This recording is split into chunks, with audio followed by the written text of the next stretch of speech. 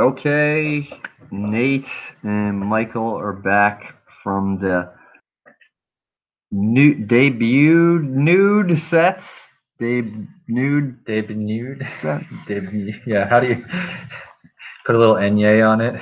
Yeah, but this time entering the room first was Nate, so we'll start with you, Nate. Yeah, it's only fair. We just it's a fun crowd. They really laughed a lot and really came. And like the nudity, you don't really think about while you're doing it. So that's like I did like one throwaway joke about it, and then I just never addressed it and did my normal set, and it went fine.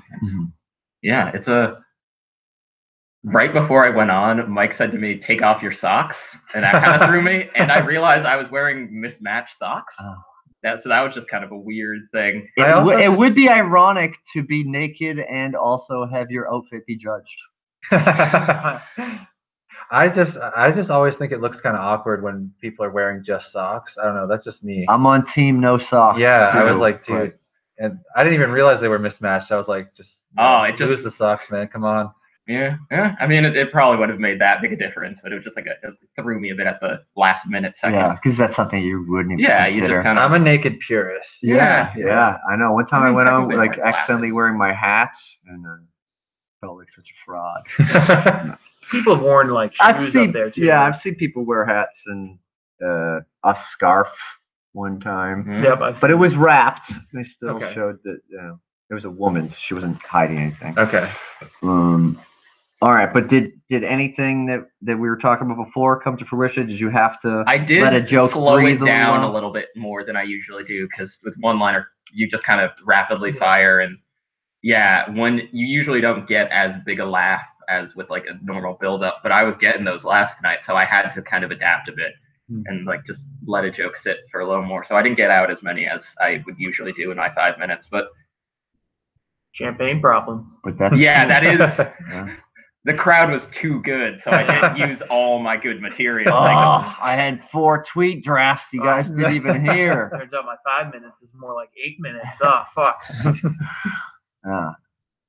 Well, that's good to hear. Yeah. And did the throwaway joke, is that something that you mean it's a throwaway joke because you wrote it tonight thinking that you would have to talk about being naked? It was more, well, I mean, for one thing, I drew on abs on my chest, so I briefly was like, when you draw on your fake abs and it looks too straight, and it was just kind of, it was a throwaway gag. I said it looked like a tic-tac-toe board, but like that was just something I thought of ahead of time, and I was like, I'm going to do this. The actual throwaway joke is I do a bit where I'm just like, as you can tell, I'm Asian, and tonight I just kind of gestured to my small penis. Yeah. That was me adapting to being naked. But like I do that kind of bit normally. Where so like it wasn't too different from my normal set. Yeah. I mean, I'm not trying to like give you tags for jokes that you've already done. Nah, it's fine. I don't know when the next time I'll be doing naked comedy is. So. Yeah, I don't know. Hey, as you know, I'm Asian. Excuse me, my eyes are up here. Like a play on. Like a slant. No, I was say that. Oh. A play on like when you're staring at a woman's breast and she says, "My eyes are up here." I don't know. I think it would work better as like a slant-eyed Asian joke, because that's like a multi-level. Well, that's kind of like I wasn't saying the word slant eyes. Yeah. Nick, you should edit this up. Yeah. But I don't know. I'm not great at writing tags to jokes just by being a one-liner comic, because you kind of get a very rigid schedule, set up punchline, and just move on. You don't really keep the joke going. Yeah, that's what happens when you're a 5-liner comic. I mean, maybe you should go to college. Yeah, can you take a class on tags? On tags? That'd be a weird class. And savers. But you have to just stay after class every time to do it. Because it's an addition onto there you go. I should teach there, God damn it. If you want to, it's just you with the... Honestly, they'd probably hire... They're kind of desperate for faculty. I would love that, because also, I don't know if Bagley, I think I forget if you've been here when I've talked about it. And Michael, don't worry, we'll get to you.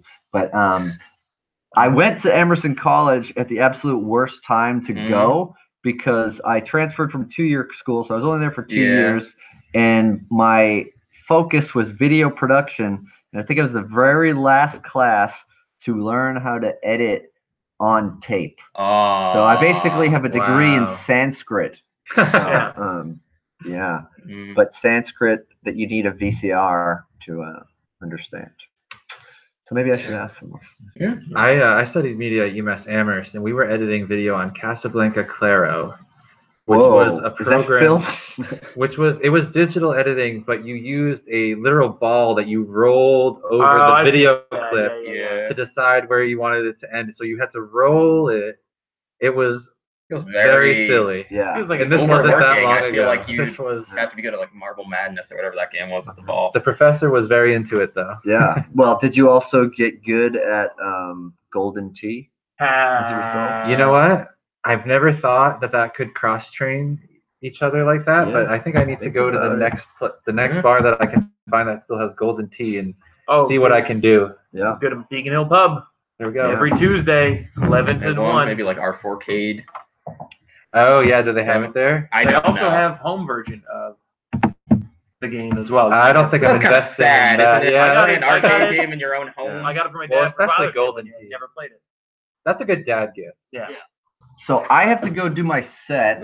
Bagley, you're on after me. Yeah. So I'm gonna head You over guys, as well. will you sit here and just talk to You each want us other? to just talk? Okay. Well, because I just don't want to like. No, leave my if you laptop want to in here. have more Just content, stay in here. I'll and just kind of. I'll be back in like 10 minutes. Someone can sit in the I comfy gotcha. chair if you want. Okay. You want to be host or I'll be the host. you'll be host? Okay. Yes. You start talking about your day.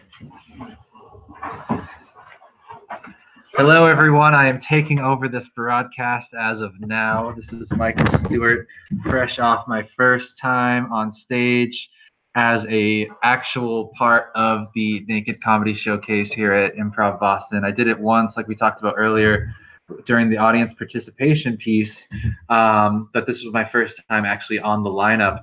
But funny thing tonight, nobody did the audience participation piece. Yeah, no one did. Nate, what do you think about that? I mean, I've never been to this show. Yeah, that's So, cool. I like- respect that you've never even seen this show, and you were like, why don't I just do it I and mean, see how it is? like it's pretty obvious. It's naked comedy. Yeah, you didn't know what the room was like. I didn't know you what the room was. I knew it was an IB room though, and I know those crowds are decent. But Really? I've only ever done Okay. like I've done Battle Royale once or twice, Okay. specifically twice. To pin a number, I If haven't. we're gonna use numbers here, let's use 2. I haven't done so many sets that I've lost count of the amount of book sets I've done. So Okay. I should. Yeah. But yeah, so I know Improv Boston crowds are generally friendlier than say like Limelight, Okay. which was you were there the night I did Limelight. I was. It was not a friendly crowd. In fairness, though, it was a very bad rainstorm, and there were maybe 3 people there by accident who were not comics. It on the hasn't show. gotten better though. Hasn't? I'm sure. I they've done pop some in every work. now and then because I'm right over across the street. Oh yeah, you go to Emerson. Yeah. And you live on campus. Which is right Yeah, by so there. I pop over whenever I can, just like hang out with Terrence and Alicia. Alicia. I always say it wrong. Well, say it right now. Alicia. There we go. Alicia Siegel. Great. There you go. But yeah. So yeah, I just kind of hang out there sometimes when I don't feel like going to Jed's, but like Yeah. that's kind of my usual plan on Wednesdays is to go to Jed's. So Word. Yeah, that's a great place. That's a great mic. I love it there. I try to go to all the shows there. So the jokes that you were doing tonight, you mentioned that a couple of them were based on the sort of theme of nakedness. So you drew the abs on your stomach and you gestured at your penis. But for the other jokes, are those all jokes that you do kind of in any setting, or were there some jokes that were either brand new for tonight or at least kind of fresh? No, it was all like very prepared Cool. jokes. Because I have my usual 5 minutes, so I basically did that. Yeah. I've never done like crowd work or a lot of improv in a set, and I probably should just to get the experience. But just like I'm very rigid about I don't tell them in the same order, but I generally tell the same joke. Like I always do the orphan kicking one. Or Yeah, that one makes me laugh every time. I've heard it a few times now. It is because I forget about it, and then you start saying it. I'm like, oh shit! Like that one's the one because that was one of the first jokes I ever wrote. Really? Yeah. And it's kind of the only reason I'm still doing comedy, because if I didn't have that joke to ride on for all the bad sets where I did like 50 terrible one-liners and that one good one-liner, like I keep it because it's a good joke, but like it is the reason I've not quit comedy. Do you remember when you wrote it? I don't, because I know when I first did it. Okay. It was at like a high school talent showy thing. Okay. So you were still in high school at the Yeah, time. I was still in high school. Like I was in kind of like a comedic punk band. What? Was our vibe? Yeah. Were you the flautist? No. Okay. I kind of sang, more jumped around and yelled in Okay. a comical fashion. I could get into that. For the folks listening at home, Nate is also Boston's #1 flute-based comic, which is why I asked if he was the flautist. I do have that title, and so far it is uncontested, so I'm going to keep calling myself that. And any of you flute-based comics from other cities, stay out of Boston, all right? He doesn't need any contestedness. I don't know. Hopefully it'll grow. I sometimes say the greater Boston area to mix it up a bit. Oh, there you go. Because you can really expand your reach with that kind of I don't think there are too many like Woburn flute-based comedians. No. So, nah. Even like New Hampshire and Maine. Like I bet there's one between I feel like those two states, but you might be better than them. There's a handful of weird instrument comic. Like the goal of the flute-based comedy is kind of to make fun of a lot of one-liner comics tend to use instruments to segue in one-liners. Like you'll watch like a Dimitri Martin special and he plays the guitar and the bells. Okay. You watch like Zach Galifianakis back when he did stand-up and he'd like play the piano. Okay. And I figured, what's the dumbest instrument I can do that kind of thing with? And I was like at home for like a week over a break, and I like was going through old stuff, and I just like found my mom's flute, and I was like, this is sure, I don't know how to play this. This is a very dumb instrument to do on stage. Not saying flute is a bad instrument. Right. It's just dumb because you don't know how to play it. I don't know how to play it. I know But you do play it. Terribly. I figured out how to play. I don't know if you've seen the newest version of it. Have you practiced? It's grown from me just playing random notes and sucking to me playing only Smoke on the Water. Hell yeah. So that's the bit now. It's grown a bit to me. just every time. Just every time it's just punctuated. Do, and it's very bad Oh, because I still don't know how to play the flute. I have seen you play Smoke on the Water at least once between jokes. I don't think the time I saw you do it though, you were doing it between each and every joke. Yeah, that is hilarious. It's grown. Like that is a bit that I've worked on a lot, and it's kind of my best bit. I feel kind of confident that you're going to become a flautist in addition to comedy. I think That's by never gonna accident. happen. I think by accident you're going to learn this instrument. I mean, I spent. You've already learned the better part of a song. Yeah, I mean, I'm a saxophone player. Is Are the you? instrument I actually know how to play. I've been playing for 10 or 11 years now. Okay. A while. So like I do that. Double digits. Yeah, double digits. I'm playing for a while. I do like pick up jazz things every now and then if the ensemble needs. Shit. Yeah. So the decision to choose an instrument that you don't know how to play was conscious. It was. Yes. It wasn't like all instruments are equal. I don't know how to play any of them. Let me just grab this one. It was it's specifically available. the flute and the fact that the flute's kind of screechy. Yeah. And playing it badly, and it's like inherently a dorky instrument. Right. Like anything that's in a marching band, like saxophone's kind of cool. It has a coolness. It has a coolness to it. Yeah. And I can play it too well. I can name some saxophonists. I can't name a flautist unless you count Nujaves. He played flute on a few of his tracks. I mean, but I don't think he. Peter identified. Gabriel is the one. Peter Gabriel? Yeah, from I know who Genesis. Peter Gabriel is. I didn't realize he was a Either flautist. Peter Gabriel or the other one, the other big Phil Collins. One of the two of them is a flute player. Okay, I can see either of them. So I don't know which one specifically is a flute player, but I know some member of that band plays the flute on a bunch of tracks. Okay. So like occasionally I do a tag when I do the flute bit where I just say aqualung and I move on. Okay. Okay. I never got that. Oh yeah, I heard you say it though, and I just was like, oh, that's a funny couple words to say. Like yeah, aqua lung. Why no, not? that's like when I think of flute rock songs, that's kind of what I go to. I feel like part of what sometimes makes a joke funny is just that the words you say are funny words. No, Like they're not. The joke isn't necessarily like a crafted piece of. As someone who writes a lot of puns, a lot of my jokes are me just saying silly things. Like the one I did tonight, it did okay. It's done better. I'm writing a movie script about a bunch of evil birds who live on a baseball field. I call it the foul, foul, foul. Yeah. Like the joke there is just I'm saying weird words. Right. I'm saying foul a bunch of times. It's what's it called? A homonym? When a word sounds the same but has multiple meanings. Yeah, it's a homonym. Yeah. So like sometimes I've gone away with just saying weird gibberish in a setting, and it's fun. Yeah. I'm not like I write a lot in terms of like I very rigidly stick to the one-liners I write. Like you kind of get it word for word, Okay.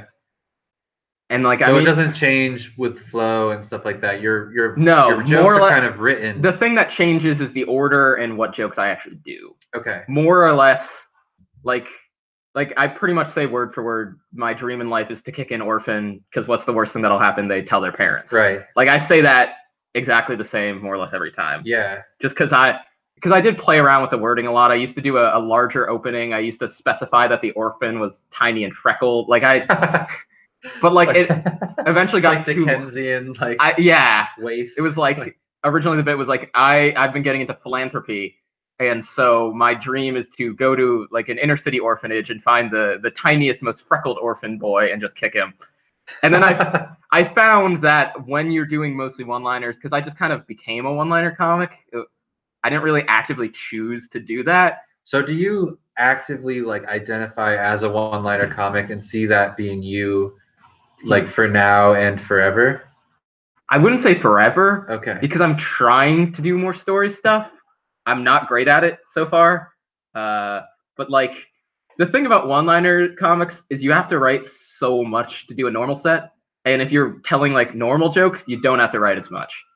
Okay. Because you don't have to write as many specific different punchlines. You can have an overall Right. theme. Yep.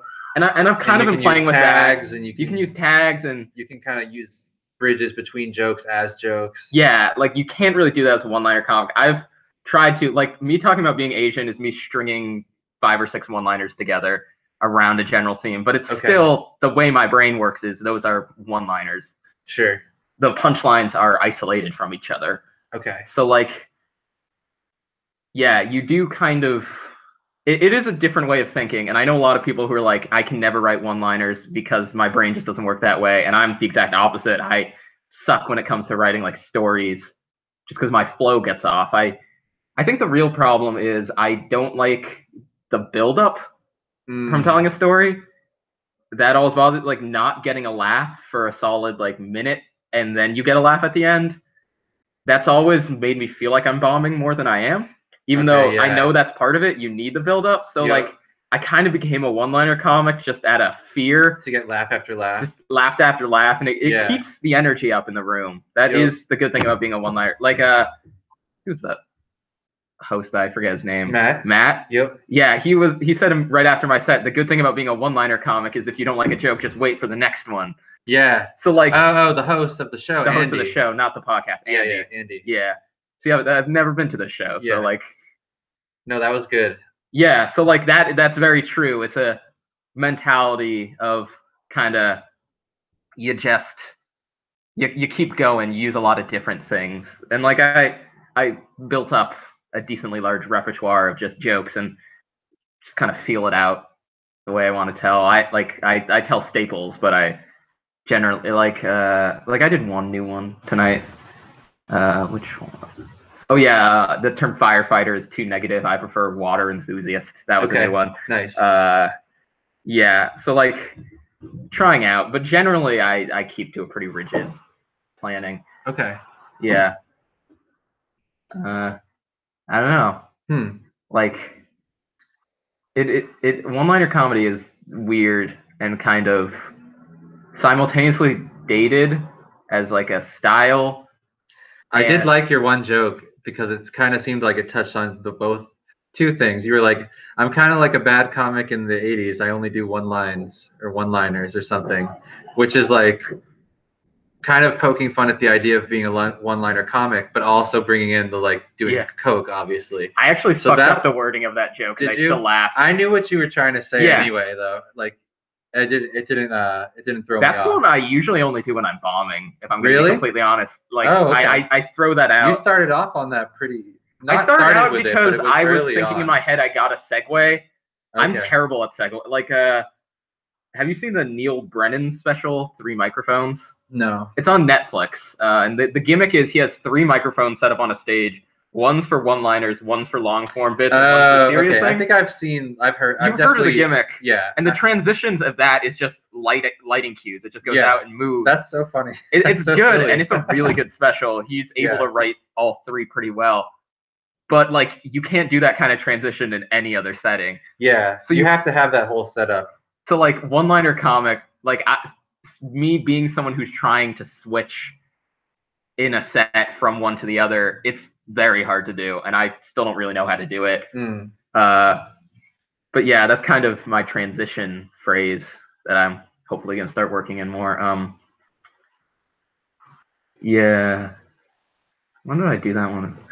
Like, a couple are throwaway. Like, it's not even a joke, but sometimes I just say they can't all be winners, Yeah. and people Which laugh kinda at that works. usually. Yeah, it's funny. Sometimes the sort of like rebuttal to a joke that falls flat can be really funny.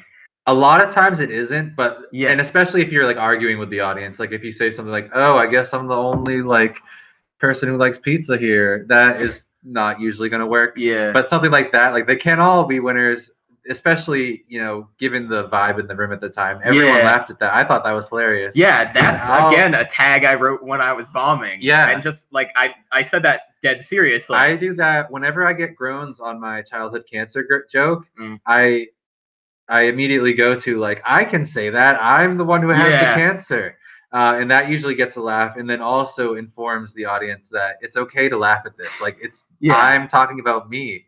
This is my experience. I get to say this. I'm not like bullying cancer kids. I was bullied.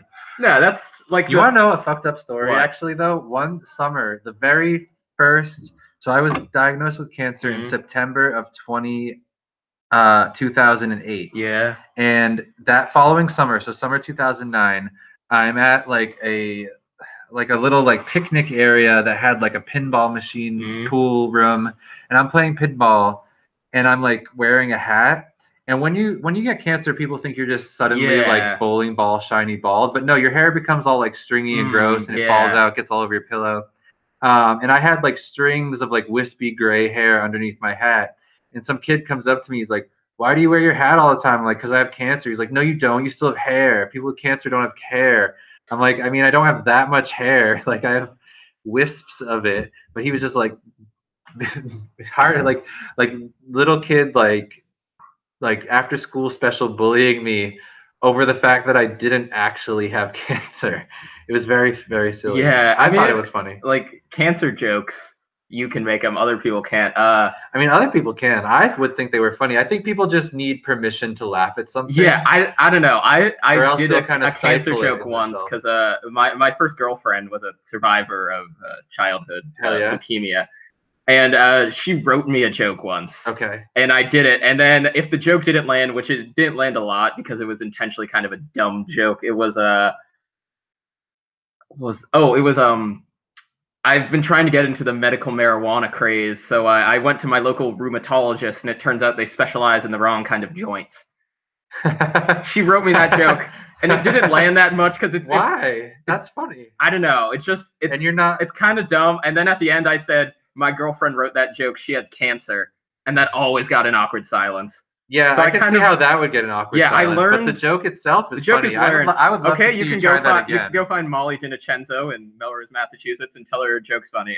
I'm not going to do that, but I'm going to Fair suggest enough. that you try that Yeah. joke again because I think it's funny and I give you permission. And now instead of saying like, "Oh, my girlfriend wrote that," you can say a genuine stamp of approval from not one but two childhood cancer survivors. Deal with it. And who knows? Maybe you'll get cancer someday. You probably will. I Statistically, honestly will. I have a history you of probably lung will at cancer in my some point, and family. then you'll be able to tell that joke without any. Yeah, and like qualms. I don't smoke cigarettes, but I spend a lot of time standing next to people smoking cigarettes. So, Yeah, so it's just as bad, yeah. at least statistically speaking. I mean, who's Yeah. to say? Boston Um, comedy has ruined me. There was another story that I've really thought about trying to make into a joke, but I haven't done it yet. But when I was in high school, I did theater, and I was hanging out on like the sidewalk or something during one of the plays, and one of the parents looks at me, and I used to wear like a hat all the time, because I had cancer and stuff. And the woman, she was like the parent to one of the other Yeah. students in the play, and she's like, "Oh, what did you do to your hair? Did you lose a bet?" And I was just like, no, I have cancer. And she was just like, oh, like it was so funny. Yeah, you could use so that as you know, like it's fun. make an kinda. overall bit of like I can use cancer as not an excuse. Well, that's but kind of like, what the bit's about. Is as like a- how like the whole chemo brats idea is how like Yeah. you kind of milk it for what it's worth and kind of like let people see that when you're going through it, it's not just the sepia toned like Yeah. Hallmark special of like the like weightedness of life. You're kind of just enjoying it as kind of like a silly ride. Yeah, that I mean, could end it- at any moment, and that's what it all is. It's always fun to have kind of like those sucker punchery moments with people. It Like is. I have a bit that I didn't do tonight that I probably should have because it fit with the Asian stuff. Where I'm like, it being biracial, a lot of people come up to me and they're like, oh, where are you from? Or where are you really from? And they expect me to say China or Japan. And I can just respond being like, I'm white, bitch. And they're just awkwardly like confused, but I'm not lying. And like, it's always fun to have that kind of shock factor. Yeah. In real life even, like I have done that to people. That's Really? a thing my sister would do a lot actually. So she kind of helped me write that joke just from That's funny. her experience. Yeah. That reminds me of a story I heard once about this guy at the Grand Canyon. He was like taking a picture of his family. He's Asian. His Mhm. family's Asian as well. And this white guy walks up to him and he like in like sort of like mimicked broken English asks like, hey, do you want me to take the picture for you? But in like weird like broken English. And he's just like in like obviously normal American accent as he would, like, no thanks, I got it, asshole. And the guy's just like, Yeah, I mean, on the reverse side, it's also kind of fun to disappoint really Chinese people. because they come up to you They thinking come up- that you're Yeah, we also talked about because Chinese. you have that bit where you talk fake Chinese. Not anymore. You don't I've- do that bit? 'Cause it worked, and I You said liked it it? wasn't that offensive.